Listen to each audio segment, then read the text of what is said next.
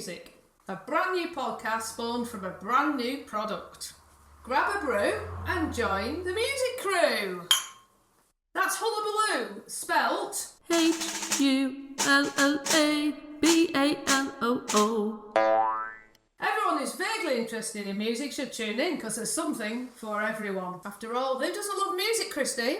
I don't know who doesn't love music. You can expect a packed podcast, which is going to be released every month on the 19th.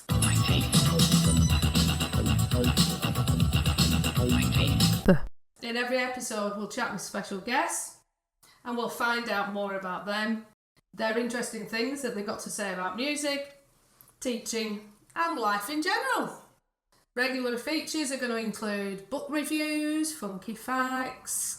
We're going to have mystery musical instruments, weird words, all kinds of things, and much, much more. So, this is our first paddle in the pool of podcasting.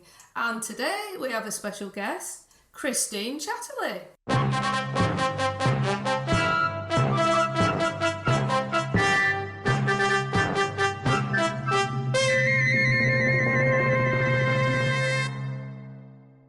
Hello. So, welcome, Christine. Now, without wishing to sound like Syllabite, tell us who you are and where you come from. Right, well, I'm Christine Chatterley and I've been teaching for 23, almost 24 years in a school in Wigan. I've mainly taught in the early years and then sort of 2001, I was given music to be a specialism within our school. It scared the pants off me. Because the lady who'd done it before was a music specialist. She played the piano, she played every instrument going. I don't play a thing. Right, okay. I absolutely love music. Yeah. With the little ones, we've developed it, we sing, we do lots and lots of things. Every time we get a chance to perform, we perform to parents. But to do it throughout the rest of the school scared me rotten. Oh, I bet. So, Christine, how do we know each other? Well, you were invited in school to help me. Absolutely, yeah. We had Ofsted coming up and I was looking through the curriculum and I didn't really get it, if I'm honest, that we were using at the time. And I felt that it just wasn't hitting what I felt in early years music should be about. Yeah. And we discussed together, didn't we, how we could move it forward. Our music was being led mainly by a screen, where children were watching things within a screen. However, we were hitting the curriculum, but I didn't feel like it had the humph and the energy that music should have. And we were very much on the same page. Yeah, that's a great word, energy. Yeah, music needs energy. Definitely. In fact, teaching needs energy. It does. Yeah, really. Absolutely. Flat and boring is no good. No, definitely not with music. No, absolutely. No. Okay, well, we'll return to this tale in a few minutes, Christine, because this is time for our first ever mystery musical instrument slot.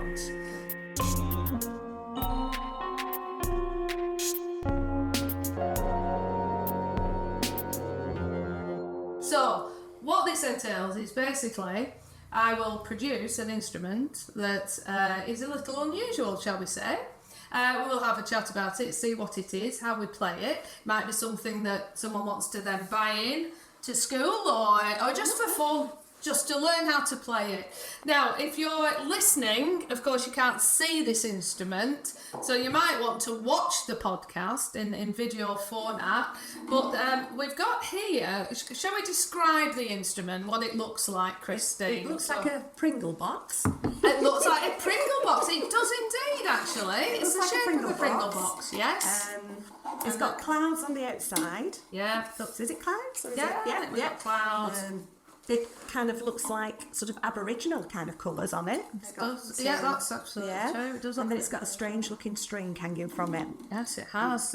I think it's actually a spring, isn't it? It's a spring. It's a spring, yeah. Feel at it? Yeah, definitely There we go, let's have a feel at it. You've got to be, that's the good thing about playing musical instruments, the tactile side of it as well as the auditory side. So this instrument, some of you may already have recognised it or what it is. I'm just going to play it, okay? There's several ways you can play it.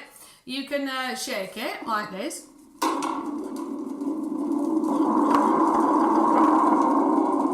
Certainly sounds like thunder. Does it sound like thunder to you? well, that's really interesting.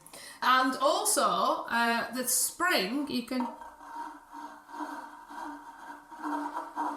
run your fingers down the spring. See, I can't talk and do it at the same time. I'm not good at multitasking. I need to keep speaking.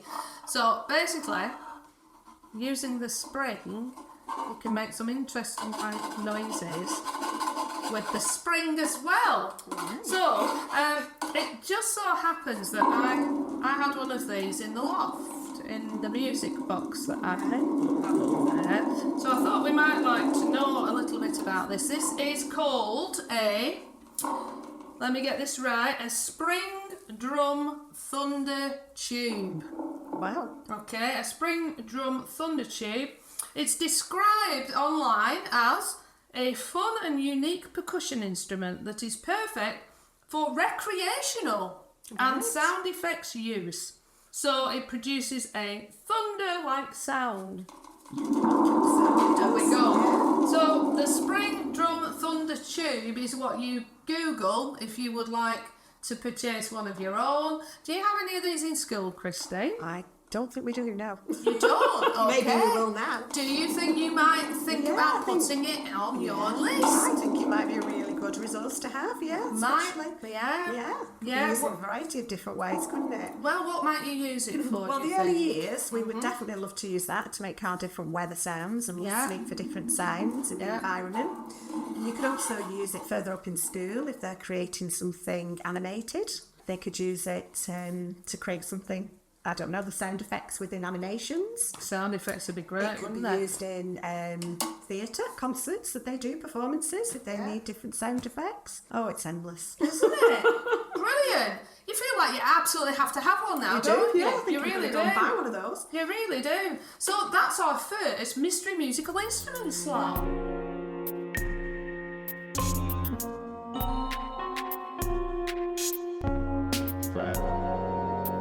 And next time, I'm not going to spoil it because they're so good that it would be a shame to tell you what next time's going to be. So you just have to tune in to find out. I'm going to put this down here.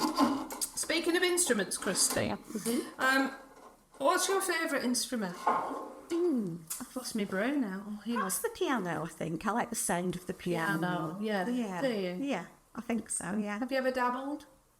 We've had a piano since I was a little girl at home. It's still in my mum's house, yeah. Is it? Yeah. I've never learned to play it. No. I've learned to plonk on it. I was going to say, can you do chopsticks or anything like that? Just a plonk. Just a plonk. Just a plonk. Plonk on the piano.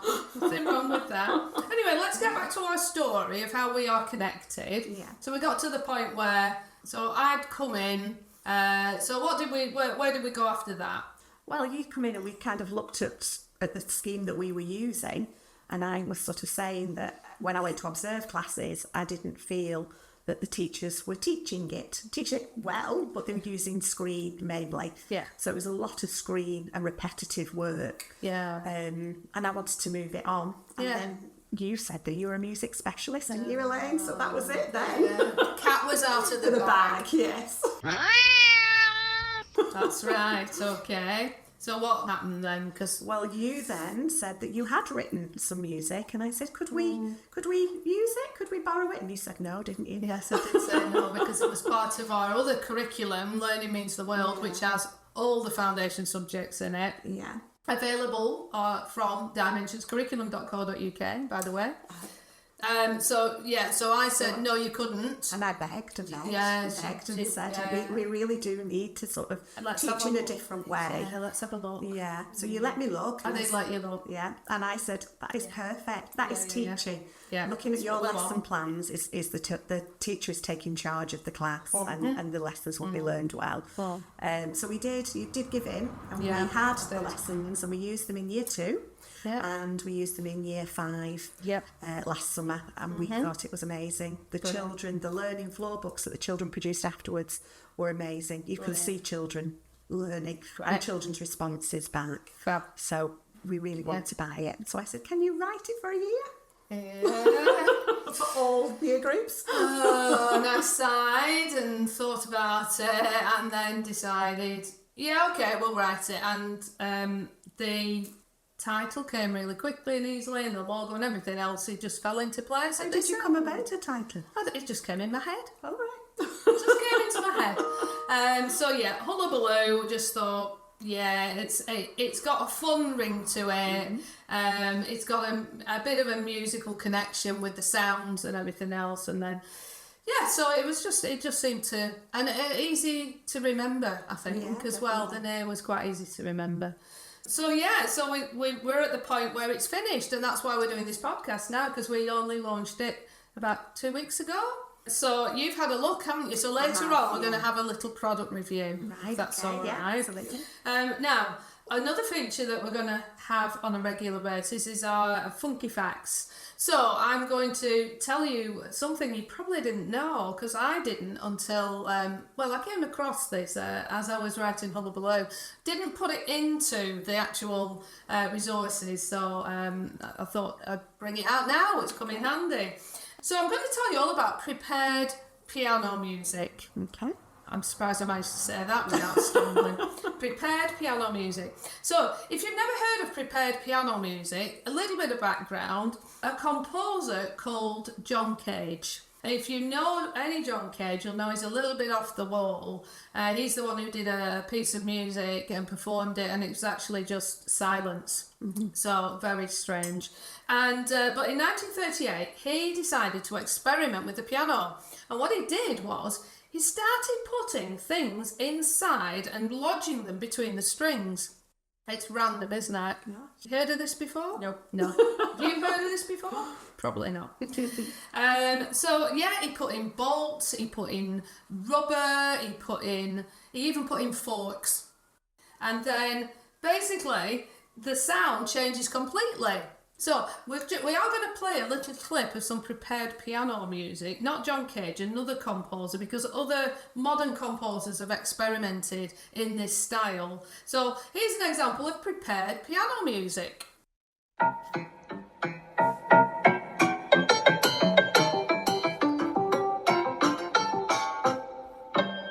Right, so anyway, Christine, you've had a chance to look at Hullabaloo.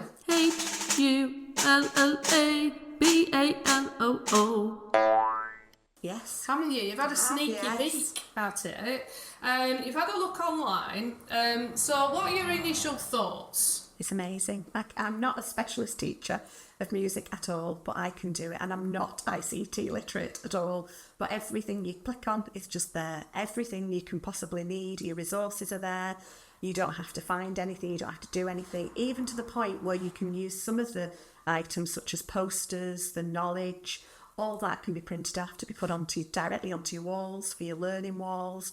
It's just so simple, so easy, but it's also so energetic as well. Okay. The teacher can learn alongside the children. Your guru idea is amazing. Yeah, do you like that? I love it. It's just amazing. Just watching the little bits in year one that you've done, where they're just holding the beater. The children will just be in awe of that because they can relate to it. They'll be able to sort of say, "But I've held my instrument wrong, and that's why it didn't do that." Yeah, sure. But yeah, it is really, really good. Also, on the serious side of things, it completely hits the national curriculum, the model music. It's just amazing. Elaine, well done. Yeah, it's only taken 15 months to write it. Oh, well worth it. Yeah. So definitely. But interestingly, even assessments covered in it as well, it isn't it? And very simply as well. Yeah, it's not reams and reams of paperwork or observations or anything like that. Yeah, it's there and done. Yeah. It's not complicated. We didn't want anything complicated, but we wanted it to be creative. Yeah, definitely. Which music really should be. Yeah. No one should ever say music's boring. No. A music lesson should never be boring. No. So hopefully, no boring lessons in Hullabaloo. No. Now I realise you won't have looked through the entire thing, but in terms of the guru idea, I am conscious that some products, there are loads and loads of videos, but you need to watch them in your own time. And it's relatable to the children, isn't it? So the way you do it is talking to the children. Yes, rather than showing the teacher. But at the same time, you are showing the teacher. go. Yeah, So absolutely. it's not taking up any teacher time having to troll through lots of videos to skill up, Yeah. because it's written in such a way that you can just learn alongside. Yeah, so definitely. And you're not following that screen either. You are learning by looking at the screen together to find out what you're doing. Yeah. And it's only those clips that you're using. But all your music's there, and so simple. Yeah, and then engaging. So you like the guru idea. Were there any other little unique points that you thought? I think you mentioned outdoor learning was a thing for you. Yes, is definitely my thing. I love being outdoors. Yeah. But yeah, the outdoor learning section was amazing because and also the cross curricular that you're using all the time within each lesson is so good. I mean, the little snippets that I've seen in year 1 that you've done about how they're looking at how instruments are made and what they're made from. It's materials, which is again covering cross curriculum work, science, absolutely. Right, good. And one of the things we really enjoyed doing, and I don't know if you managed to listen to any of those, but in year 6 there are podcasts, and we tried to find people, interesting people, some famous. So we've got a sports personality, Vix Williamson, who was GB cyclist, and now bobsleigh, I think. And Mr. Motivator, who has endorsed the product because he loved it so much. He was happy to be on a podcast as part of the resource in year 6, and that's where we got the idea for this podcast from, because we enjoyed doing that, and we thought, it'd be nice to do a monthly podcast. So it's monthly, remember, on the 19th. What number is it?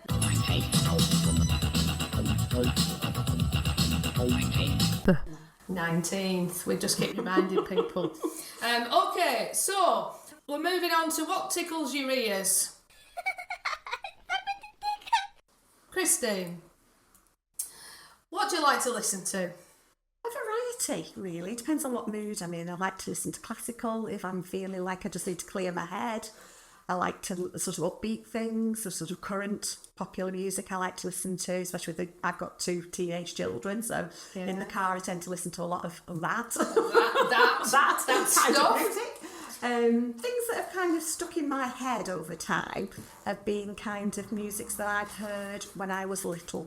My dad used to hum to everything. In fact, I was on my way here today and all the D-Day things were coming up on the radio. Yeah. So they were singing things like Run Rabbit, Run Rabbit. So I could just, all things like that were coming up in my head where my dad used to hum continuously and whistle to all these kinds of music. Brilliant. But one that I've always taken with me, and I sang to my children when they were babies, was You Are My Sunshine. And I know it's not kind of a traditional song, but there's always one. And if sometimes I hear my children singing it to themselves and the teenagers. Oh, really? So it's obviously stuck with them. But you have a quiet smile. Yeah. You don't point it out. No, I don't. I never immediately stop. Absolutely not. No, I never mentioned that they're singing that. So best not to, eh? Yeah. Best not to. A song I like to sing with the children is I Am a Music Man. Oh, right. Yeah. Every single child will get involved in it, and you can sing with any age group as well. Yeah, of course you can. But it's just so energising. The children can use instruments to do with it, they can use actions to do with it, and they're always involved. It's not just a song that you're singing. Yeah. And that's what I think music's about. Everybody being involved. Absolutely. You want active, not passive. No, absolutely. Too much passive with some programs, I think. Yeah. So it really needs to be active. Yeah, okay, brilliant. Now, another regular feature that we've got is called Look at a Book. Look at a book. Look at a book. Look at a book. Look at a book. Look at a book. The first book that we're going to look at in this very first podcast is a lovely children's picture book. We're going to mainly focus on children's books because obviously Hullabaloo is for primary children. But this is a lovely book, and if your children or your grandchildren, it's a lovely book to just buy for someone, because what I really like about it, The Bear and the Piano, it's by David Litchfield. So this book has actually won Waterstone's prizes, and it's very thoughtfully written. What I really like about it are the pictures as well. The pictures are beautiful. So if you are listening and not watching this podcast, just Google The Bear and the Piano, and then you can have a look at some of the pictures yourself. Or alternatively, even better, watch the podcast, not just listen to the podcast. But it's basically, and I can't read the story for copyright reasons, but I can tell you the gist of it, and I'm going to read just a little bit of it. So it starts off, one day in the forest, a young bear cub found something he'd never seen before. What could this strange thing be? He thought. Shyly, he touched it with his stubby paws.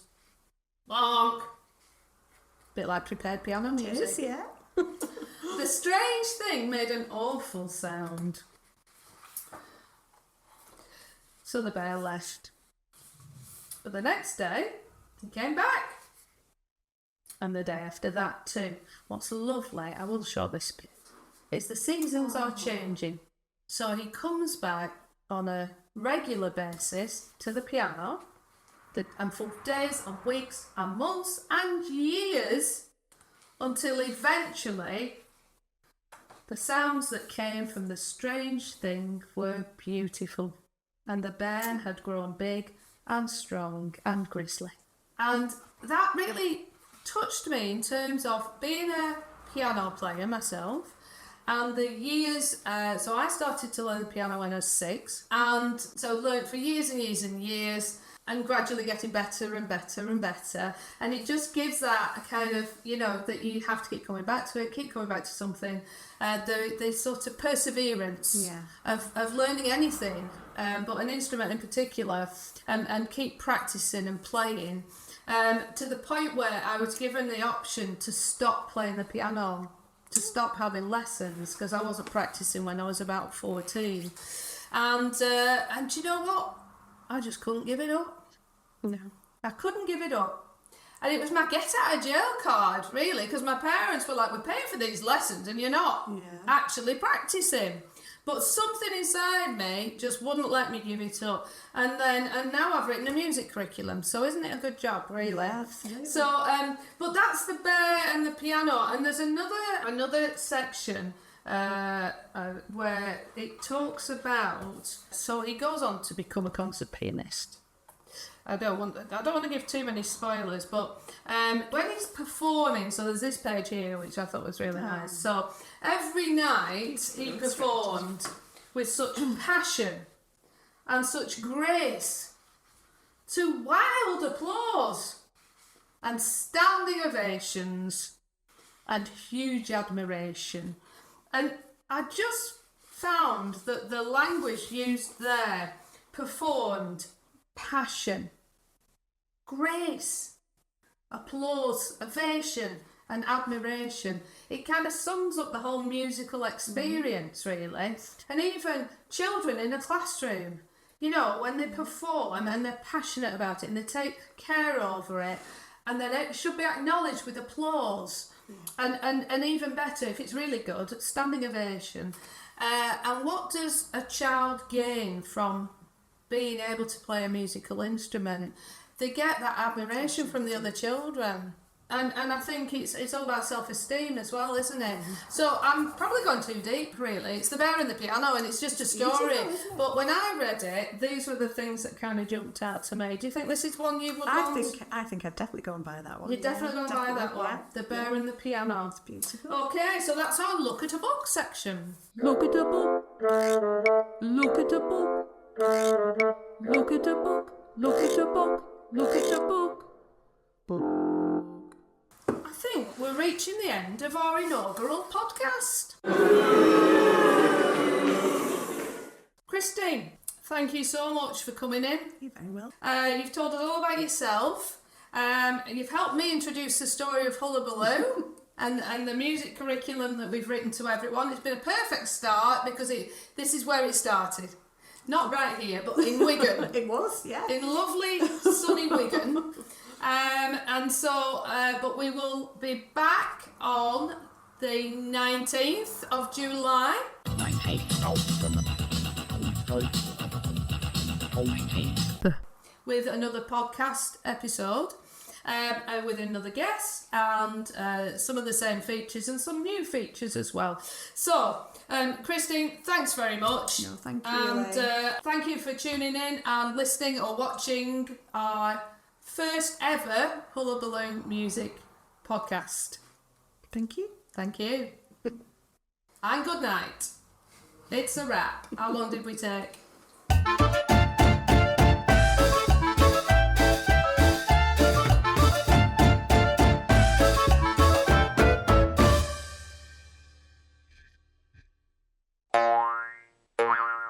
Right, grand. Good stuff. Grand, isn't it? So is that what it is mainly around here? Is it a lot of holiday homes and things? Cottages?